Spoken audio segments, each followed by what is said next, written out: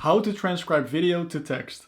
Hello everyone, my name is Tim and in this video I'll show you how you can automatically transcribe the audio in your video to text. I'll keep it sweet and simple, so let's get started. In this example, we hop over to Veed.io. You can create an account for free. As always, click in the first link in the description to go straight to the website. Once you're on the homepage, click on upload your video, then click on upload a file, select your video clip and click on open. Now your video is imported.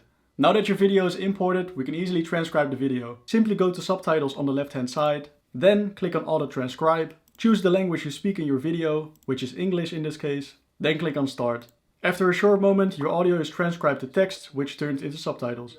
Before we're going to download the text as a separate file, we're going to check if there are any corrections that need to be made. These grammar corrections will have direct effect on the text file, so it's very important we spend time on this. You can simply change the words in the text boxes on the left hand side like so.